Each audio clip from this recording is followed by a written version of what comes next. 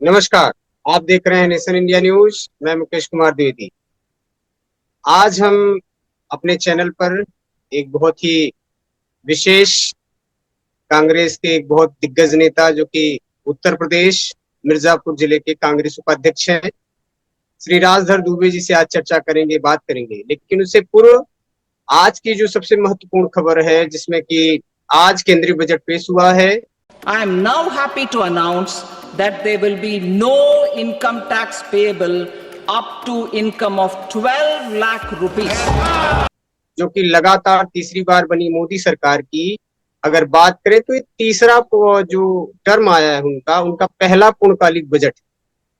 और उस पर आज सुबह से ही पूरे राजनीतिक गलियारे में हर पार्टी के तौर पर अलग अलग जो कमेंट आए हैं उन सब पर भी हम चर्चा करेंगे। और विशेष रूप से कांग्रेस पार्टी का या कांग्रेस के दिग्गज जो उनके कह सकते हैं कि नेतागण हैं, जो केंद्रीय उसमें देखते हैं, उनके क्या विचार है इस बारे में। आज जो है केंद्रीय मंत्री श्री निर्मला सीतारमण ने एक बहुत ही ऐसा बजट पेश किया है जिसको लेकर के काफी अरसे से चला रहा एक जो मांग थी, जिसमें कि खास करके मिडिल क्लास के लिए जो एक बड़ा मुद्दा था कि टैक्स स्लैब में छूट होनी चाहिए, छूट होनी चाहिए। और आज उसको लेकर के सरकार ने वो प्रस्तुत कर दिया।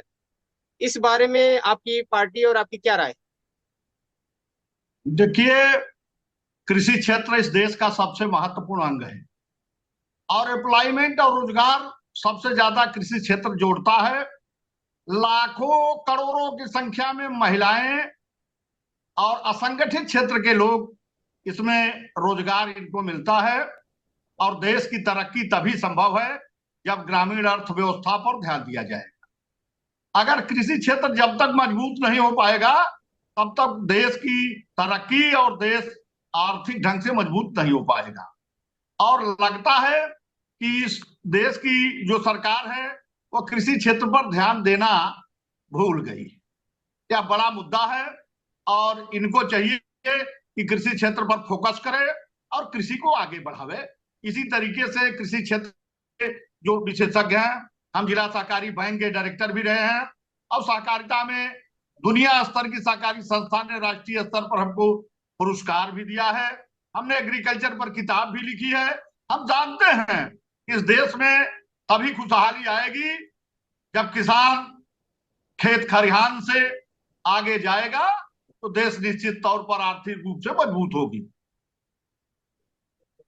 जी निश्चित रूप से। लेकिन दुबे जी, एक खास बात है, खास करके आज जो घोषणा में जो बजट में एक बड़ी बात निकल कर आई है कि किसानों के लिए जो क्रेडिट का जो आप कह सकते हैं जो लिमिट था उसे आप बढ़ा करके 5 लाख तक कर दिया गया है। तो इसे आप किस दृष्टि से देखते हैं?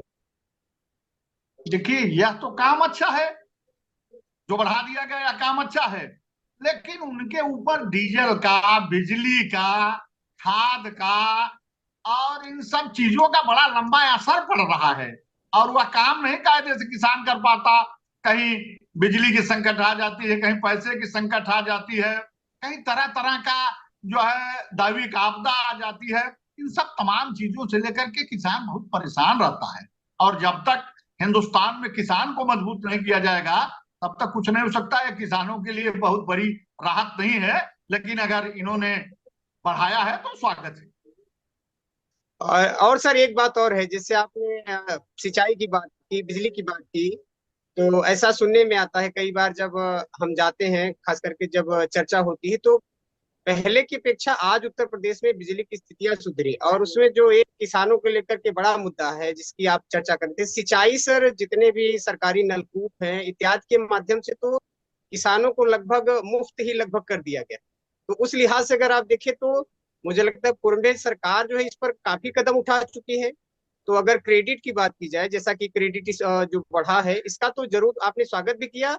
और दूसरा ये कि इसका जो एक विशेष जो मैं बात कर रहा था कि खास करके जो 12 लाख तक की जो सीमा बढ़ाई गई है, तो निश्चित रूप से जब जो ऐसे लोग हैं जिनके पास जब निवेश करने के लिए, खर्च करने के लिए पैसा बढ़ेगा तो उसका कहीं ना कहीं किसानों को भी लाभ होगा। नई एक कह सकते हैं परिकल्पना, ऐसी सरकार की बात है, मेरी ऐसी कोई बात। आप इस पर क्या कहते हैं? देखिए, किसानों का सीमा बढ़ाए है तो उससे लाभ होगा, यह कोई गलत नहीं है। जी लेकिन जो परिस्थितियां स्थितियां हैं उसके अनुसार उससे संभावनाएं बहुत नहीं बढ़ती, वो छीड़ जैसी है, मामूली सी है, और किसान जी कमजोरी के कगार पर पहुंच गया है। आप उसके लिए कौन सी व्यवस्था कर रहे हैं? ना उनके लड़के के पढ़ने की व्यवस्था कर रहे हैं, ना आप उनको सस्ते दाम पर खाद दे पा रहे हैं। एक बात आपने कही सिंचाई की, सिंचाई बहुत पहले से माफ है। उत्तर प्रदेश के जी जितने ट्यूबवेल हैं ना, और जो है वो सब माफ है। जो प्राइवेट ट्यूबवेल लगाए हैं उनकी बिजली तो माफ हो गई, लेकिन वो पानी जब किसानों को देते हैं, छोटे किसानों को, तब उनसे दूना 60 रुपया, 70 रुपया, 50 रुपया के नीचे, घंटा के नीचे कोई लेता नहीं।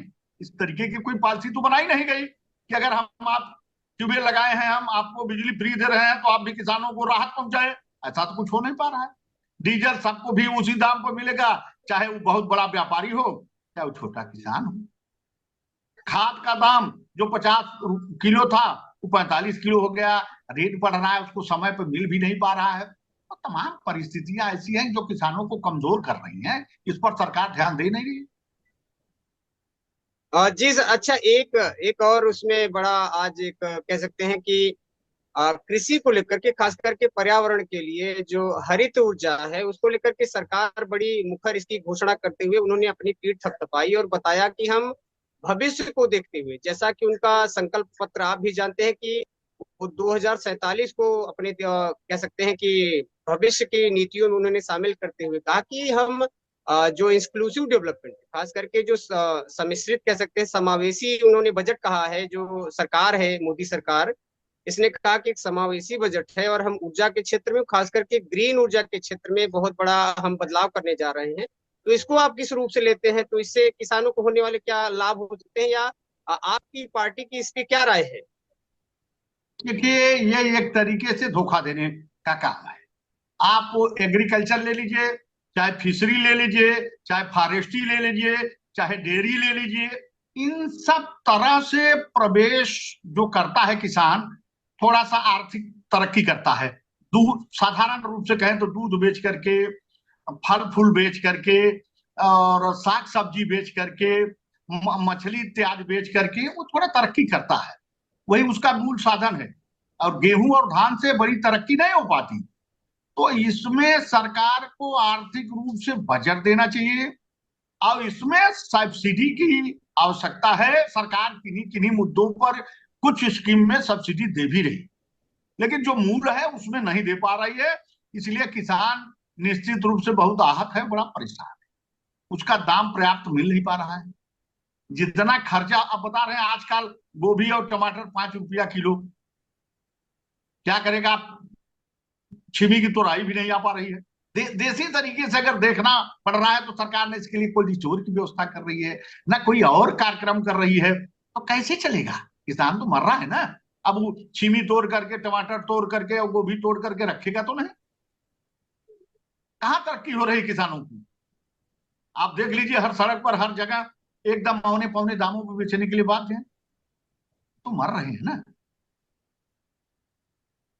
जी सर, एक एक और बात इसमें है, जैसे कि आपने कहा कि किसान की जो बात है, तो अब जैसे पिछले बजट की अगर मैं बात करूं तो पिछले बजट में सरकार की जो एक नीति थी, तो जगह जगह जिलों पर, जिले स्तर पर जो है मंडियां बनाएंगे और मंडियों के माध्यम से सीधे किसानों को लाभ हो। एमएसपी में भी पिछले बजट को अगर आपको याद हो तो एमएसपी में भी कुछ बदलाव हुआ था, कुछ लाभ मिला था। तो कुल मिलाकर के अगर बात की जाए तो इसमें आप एक विपक्ष के नेता के तौर पर आलोचना न करके, एक हमें समग्र हमारे दर्शकों के लिए, खास करके नेशन इंडिया न्यूज के दर्शकों के लिए, एक ऐसा कोई बात बताइए जिसमें बीच का रास्ता निकले, कि न तो कांग्रेस पार्टी की तरफ से न सरकार की तरफ से, ऐसा कोई इसमें जरूर बताइए कि क्या ऐसा कोई इस बजट में हमें देखने को मिला है कि जो कि भारत के आगामी भविष्य को लेकर के क्या सरकार का कोई ठोस कदम है, या केवल और केवल जैसा कि आपकी पार्टी कह रही कि केवल चुनाव को ध्यान में रख करके ये बजट पेश किया गया है? देखिए, जहां तक कांग्रेस पार्टी का सवाल है, वह चुनावी मुद्दा हर जगह नहीं बनाती। यह बजट जो है, यह हमारे देश के लिए, हमारे प्रदेश के लिए, हमारे गांव के लिए, हमारे परिवार के लिए एक साल का एक चिट्ठा है, एक साल का एक कार्यक्रम है। इस साल हमारी देश की सरकार कौन कौन सी स्कीम लाएगी, कौन कौन से काम करेगी। ये एक व्यक्ति पर लागू नहीं है। हम दल के जरूर हैं, लेकिन जो सही बात है वो सही है, जो गलत है गलत। ऐसा कांग्रेस पार्टी के वर्करों के बीच में बनी रहती है बात, और वो करते भी। आप वो बीज की बात उठा रहे हैं, हर न्याय पंचायत स्तर पर साधन सहकारी समितियां हैं, वहां बीज मिलता है, खाद मिलता है, समय समय पर किसानों को कुछ समितियों में ऋण मिलते हैं, ज्यादा समितियां बंद है। मैं समझता हूं देश के सहकारिता मंत्री, गृह मंत्री बहुत मजबूत मंत्री हैं, अगर वह चाह लें तो इस देश में किसानों का समस्याओं का जो अब बार लगा हुआ है, जो भयंकर है, तो कम हो सकता है अगर सहकारिता पर बल दें, सहकारिता को मजबूत बनावें। तो दो चीज होगा, एक तो एम्प्लॉयमेंट आगे बढ़ेगा, रोजगार जो इंजीनियरिंग क्षेत्र नहीं दे सकती, जो तमाम सेक्टर नहीं दे सकते, और कृषि सेक्टर निश्चित तौर पर देगा। अगर किसानों को आगे ले जाना है तो हर जिले स्तर पर एक राजकीय कृषि माध्यमिक विद्यालय की स्थापना होनी चाहिए, जिससे लोग आगे बढ़े। एक बात और कह देना चाहता हूं आपके चैनल के माध्यम से, आपके माध्यम से, देखिए, एक कृषि विज्ञान केंद्र की स्थापना पूरे देश में हुई है, इसकी संख्या तो हजारों के आसपास होगी। यह कृषि विज्ञान केंद्र का संचालन कुछ जगह विश्वविद्यालय करते हैं, चाहे काशी हिंदू विश्वविद्यालय हो, चाहे आचार्य नरेंद्र देव कृषि विश्वविद्यालय हो, चाहे सरदार वल्लभ भाई पटेल कृषि विश्वविद्यालय हो, चाहे मणिपुर के इम्फाल की केंद्रीय कृषि विश्वविद्यालय हो, और चाहे रानी लक्ष्मीबाई केंद्रीय कृषि विश्वविद्यालय झांसी हो। ये दो कृषि विश्वविद्यालय हैं केंद्रीय। ऐसी स्थिति में इसका संचालन इफको को दे दे, और यह निश्चित तौर पर किसानों को आगे ले जाने में भरपूर सहायता करेगी, ऐसा मेरा मानना है, ऐसा सोच है। जी निश्चित रूप से। अच्छा सर, इसमें एक और आपने जिस तरह से बात उठाई कि कृषि विज्ञान के क्षेत्र में जितने भी संस्थान हैं, बजट में एक विशेष प्रावधान है जिसे मैंने खास करके उसे नोट किया है कि फूड को लेकर के, खास करके खाद्यान्नों के विषय में रिसर्च करने के लिए सरकार ने एक अलग से जो है संस्थान बनाने की घोषणा की है। तो इस संदर्भ में आप क्या इसको सरकार की तरफ से जो पेश किया गया, इसे आप किस संदर्भ में लेते हैं?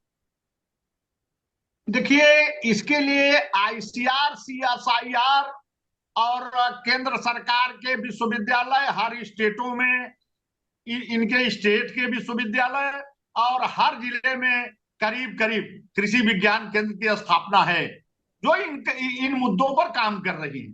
जब आप इनको आर्थिक रूप से सबल नहीं करेंगे, मजबूत नहीं करेंगे, कृषि विज्ञान केंद्रों में विशेषज्ञों की कमी है, और विश्वविद्यालय में उस पर विश्वविद्यालय में भी कमियां हैं, वहां अध्यापक नहीं है, प्रोफेसर नहीं है, तमाम तरह की परेशानियां हैं। एग्रीकल्चर को सिर्फ दिखावा बनाया जा रहा है, उसको मजबूती से लिया नहीं जा रहा है। अच्छा, उद्योग सेक्टर में बढ़ावा होना चाहिए, ठीक है, लेकिन ज्यादातर जिस सेक्टर में इस समय एम्प्लॉयमेंट का सवाल है, इस समय दो चीज बड़ी तेजी से बढ़ी है भाई साहब, एक तो महंगाई और बेरोजगारी।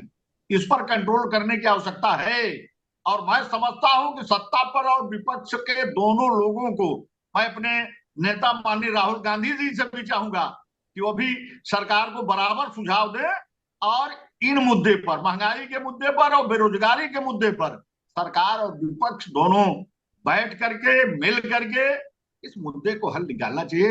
एम्प्लॉयमेंट की वजह से नौजवान बड़ा विक्षिप्त व्यवस्था में घूम रहा है। जी निश्चित रूप से दुबे जी, आपने जो बात कही कि आप कांग्रेस पार्टी के और नेता प्रतिपक्ष श्री राहुल गांधी जी, जिन्हें की सुझाव देना चाहिए, सलाह देना चाहिए, आपकी बात बिल्कुल सही है। लेकिन पिछले दिनों अगर आपको याद हो, उन्होंने सीधे जो हमारे ओम बिरला जी हैं लोकसभा स्पीकर, उनके सामने कहा था कि जो विपक्ष की पार्टियां हैं उन्हें बोलने का अवसर नहीं दिया जाता। अगर मान लिया जाए, इस बात को अगर सही मान लिया जाए, तो जो कांग्रेस पार्टी का जो आपकी प्रदेश कार्यकारिणियां हैं या जो जिले की कार्यकारिणियां हैं, उनका इस बजट की जो आलोचना है या जो इसकी मूल बातें जैसी आप कह रहे हैं, उसको उजागर करने के लिए आप लोगों ने किस तरह की रणनीतियां अपनाई है? क्या इस बारे में आपकी कार्य योजना क्या है? इसके बारे में जरा प्रकाश डालेंगे? हाँ, कांग्रेस पार्टी ये चाहती है, और विपक्ष के लोगों के मन में, दिल में, दिमाग में यह बात है कि सरकार सुचारू रूप से काम करे। लोकसभा में बोलने नहीं दे रही है, ठीक है, लोकसभा में अगर हमको नहीं बोलने देती तो हम जनता के बीच में जाएंगे, रैलियां करेंगे, धरना करेंगे, प्रदर्शन करेंगे, और तमाम सेक्टर है, प्रेस कॉन्फ्रेंस करेंगे, आप लोगों के माध्यम से सारी बातें कहेंगे, इस तरीके की कोई दिक्कत नहीं है। लेकिन सदन में लोकसभा में जो हमारे देश की सबसे पवित्र मंदिर है उसमें चर्चा होनी चाहिए। सरकार जो तानाशाही हिटलर शाही पे उतारू है उसको भी सोचना चाहिए कि देश के हित में देश मजबूत रहेगा, हमारा नौजवान खुशहाल रहेगा, देश का किसान खुशहाल रहेगा, तो इस देश के सरकार विपक्ष सब खुशहाल रहेंगे। सरकार चलाने का मतलब ये थोड़ी हुआ कि किसी के ऊपर आप पत्थर चलाएंगे। विपक्ष का होने का मतलब यह नहीं है कि आप किसी को गाली देंगे, ऐसा नहीं है। हम समझते हैं सिचुएशन को, परिस्थितियों को, लेकिन हमारे मन में महंगाई और बेरोजगारी कांग्रेस के जेहन में घूम रही है। हर कांग्रेस का नेता इस पर चर्चा कर रहा है, विचार कर रहा है, और उसके मन में है कि किसी तरीके से महंगाई पर काबू पाया जाए और बेरोजगारी पर काबू पाया जी जी सर, इन सब मुद्दों के बाद आज अगर आपने देखा हो कि संसद सत्र जब जैसे ही बजट का भाषण शुरू हुआ तो आपकी उत्तर प्रदेश के जो इस समय समाजवादी पार्टी के जो राष्ट्रीय अध्यक्ष है अखिलेश यादव जी, उन्होंने बहुत ज्यादा वहां पर जो है आवाज उठाई है अपनी, खास करके प्रयागराज को बड़ा उन्होंने सेंटर में रखा, एक दुर्भाग्यपूर्ण घटना जो पिछले दिनों हुई। तो आप इस बारे में जाए। क्या राय रखते हैं? देखिए, प्रयागराज का मुद्दा संवेदनशील और गंभीर है। यह राजनीति से ऊपर उठ के है, और जो मारे गए हैं, मारे क्या गए हैं, वो अपने श्रद्धा और विश्वास के कारण गए थे। दुर्भाग्य से घटना घटी है, उनके प्रति बड़ी संवेदना, बड़ी हमदर्दी है। राहुल जी के मन में, कांग्रेस पार्टी के मन में, हम लोगों के मन में, हम लोग इस घटना से दुखी हैं। अब सरकार को थोड़ा इसमें सजग रहना चाहिए था, और मीडिया के लोगों ने थोड़ा इसको बढ़ा चढ़ा दिया। इसके नाते थोड़ी घटनाएं जो हुई वो दुखद है। अखिलेश जी क्या कहते हैं उनकी सोच होगी, लेकिन हम लोग इस घटना से बहुत आहत है, बहुत दुखी। जी सर, इन तमाम जो आपने बातें कही, मैं इस बात के लिए अपने चैनल की ओर से आपका बहुत बहुत आभार व्यक्त करता हूँ। आप हमारे चैनल निशान इंडिया न्यूज पर आए, आपका बहुत बहुत धन्यवाद। धन्यवाद।